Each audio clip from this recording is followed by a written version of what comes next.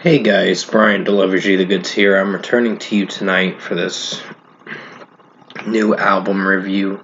It's going to premiere on February 6th at midnight. So definitely stay tuned for this album review. Sorry that my hair is very puffy.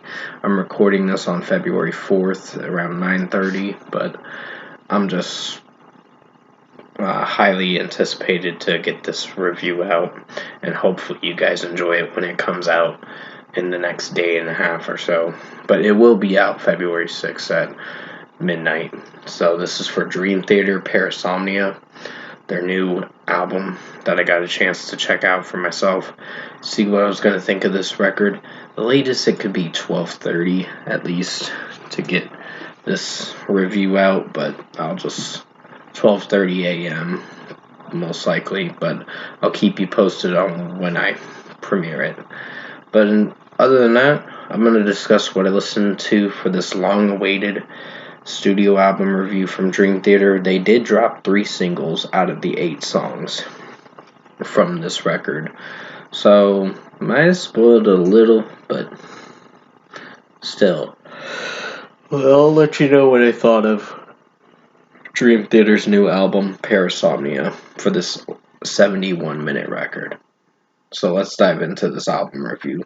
Sorry for the lengthy intro, just had to explain the intro of this video. So, In the Arms of Morpheus is the first opening track, and it's an instrumental song, and it's pretty strong. It leads into the next song, which is one of the singles, the first single, Night Terror.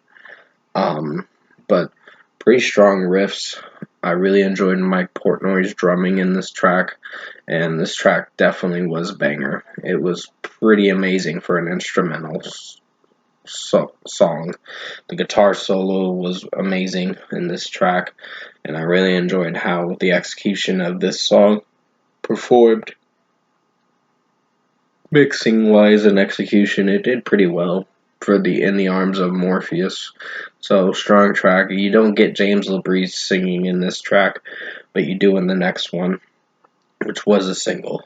So, 5 out of 5 for In the Arms of Morpheus. Night Terror is a strong track for almost 10 minutes of a listen, and it's an amazing, epic start to the record.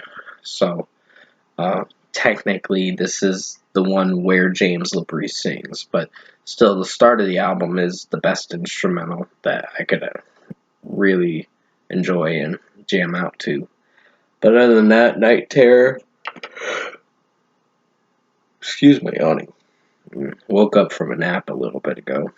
But Night Terror is a strong track. I enjoyed some of the switch ups in this track with how it goes and introduces the song with James LaBrie singing, and then he switches it up with the melody switch up, where it goes into a really interesting symphonic melody that I really enjoyed about the track. So definitely something I could really get on board. It's still a favorite song. I did review this track back in October of 2024. Definitely go check out that review if you have not watched it. I did pretty well on it, but still, great single, 5 out of 5. A Broken Man is the next song. It was the second single for this record. Came out on December 3rd of 2024. So, strong second single for sure. Really enjoyed this 8.5 minute song, and sorry about the background noise. That's a train passing through. If you're hearing that, so my apologies on the background noise. But still, Broken Man was a strong single. I enjoyed James LaBrie's singing in this track. Did very well for the execution and the runtime, and the drumming from Mike Portnoy is amazing in this song, and I really enjoyed this track. Great single, 5 out of 5. Definitely check this track out, and definitely check my track review out for it if you have not watched it. It's definitely a song that I put in the best tracks of December 2024 recently. So yeah, next song is Dead Asleep. Great 11-minute track for sure. I like the guitar riff kind of thing, and the drum work is amazing in this track, and I really enjoyed that aspect about the track. So this track really impressed me with what it was going for. James LaBrie singing in it is amazing, out of this world amazing, and I really dig how the sound and the symphonic sounds and the structure of the production and mixing sound very strong in this, and just overall, Mike Portnoy's drumming is great, and the guitar solos are pretty good. Solo is pretty good. So 5 out of 5 for Dead Asleep. It was a pretty lengthy track, but it does get better as you keep listening to it. Midnight Messiah is the 5th song on the record, and it is the last single for this record before the record came out. Well, it's going to be coming out this Friday, but it's just, I'm reviewing it a little early, but I gotta make sure I premiere it for the February 6th. I don't want to get in trouble with their label for my safety and to cover my ass, but still, I really enjoyed how Midnight Messiah sounded. It was really interesting of a track, and I enjoyed James LaBrie's vocals in this song, and just Mike Portnoy's drumming.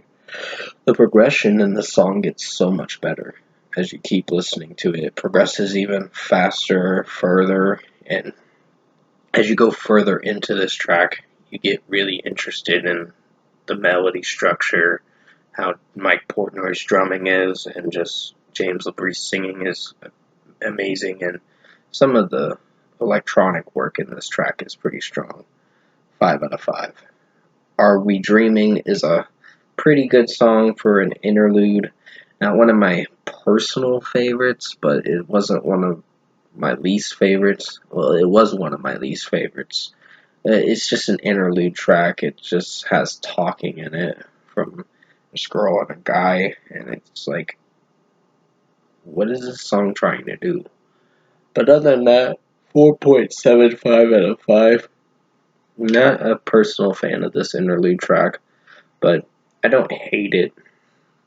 So yeah, 4.75 out of 5. Bend the Clock is a strong track, but not one of the best songs on the record, unfortunately. But it is pretty good in its own way. It plays it safe for some moments. It's just the piano work is nice, but James LaBrie's singing is pretty good, but it just depends on the execution and the melody of this track. I don't know, I'm just not feeling for this one that much. I like it, but I don't love it. So, if you get where I'm going with that track, with how I feel about Bend the Clock. So, for almost 7.5 minutes, it's interesting of the runtime, but it just doesn't bring a lot to the table to really enjoy. So 4.75 out of 5. And finally, the epic closer to this record, the Shadow Man Incident. Great epic closing track to this album. Really enjoyed the 19.5 minutes of this record. Of this song, I meant to say. Not 19.5 minutes of this record. This record's longer than that. It's like 71 minutes of an album. So you're in for an hour and 11-minute listen.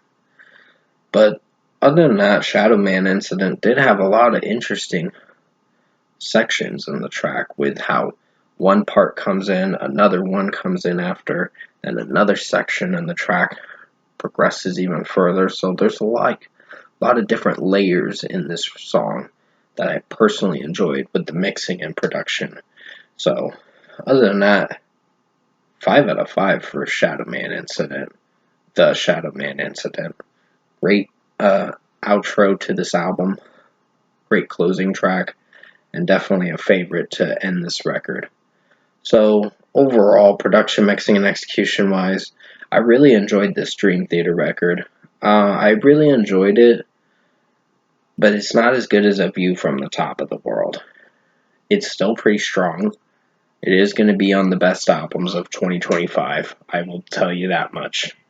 But I don't know. There were some tracks that I can come back to, but as a second listen, because I listened to it twice, because I had to listen to it twice to get a full view on how I was going to feel about it, I would have to downgrade Bend the Clock to like a 4.5 out of 5. It's not terrible, but it's not one of my favorites. Just to change my tune on that. Sorry if I'm doing that at the last minute. I don't hate this record. It's really strong. It's one of the best records that I've listened to, but I don't necessarily think it's one of the best albums of Dream Theater. Well, it is a great album. To reiterate what I'm saying, I'm just going all over the place right now. Sorry about that. But to make it clear, this record is a more darker record for Dream Theater, but it is a strong record. Don't get me wrong. It is a very strong record and something I could come back and listen to. But it's probably worthy of a 9 out of 10, this album. In my honest opinion, it's really good, but it's not as good as View from the Top of the World. That one was my favorite. Still is my favorite to this day. This one is strong. It is their more darker album. Parasomnia is, but it's an interesting listen for sure for the 71-minute runtime. So I'm glad Dream Theater's back with this newest album, and I'm glad they put out this record finally about to come out on Friday, and it is worthy of a listen for sure. And to reiterate what I said earlier about covering my own ass in the review, I'm only doing that as a safety precaution because I don't want to get in trouble with their label. I love Dream Theater. I just don't want to personally get in trouble for posting something way too early. So I'm recording it on February 4th. It's premiering on February 6th. So if you understand how I'm doing reviews, I do them Thursdays and Fridays. Depending on if I can't find the album on Thursday, I have to wait till Friday. Like with the Weeknd's new album, I had to wait till Friday to listen to that entirety of that record. Didn't hear the deluxe edition tracks yet, but I will be finding those soon. But other than that, 9 out of 10 is deserving for Dream Theater's new album, Parasomnia.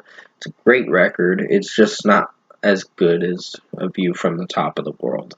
It's still a little bit of a step down, but it is strong of a record. Very strong.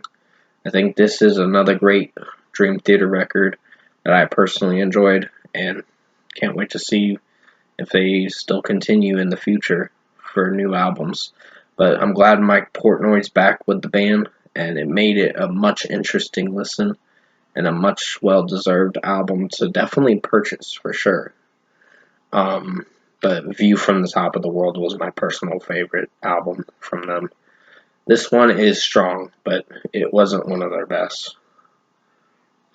It's better than Distance Over Time, I'll tell you that, but this one is probably the second favorite from, if you don't count A View from the Top of the World, this one would be my favorite. But View from the Top of the World is my personal favorite, and this one is probably second place for the runner-up for it. So with that being said, 9 out of 10 for Dream Theater Parasomnia for their new album. I hope you enjoyed this lengthy album review. I had to go into depth detail of what I listened to, and it was an enjoyable listen for sure. And with that being said, thanks for watching this album review tonight.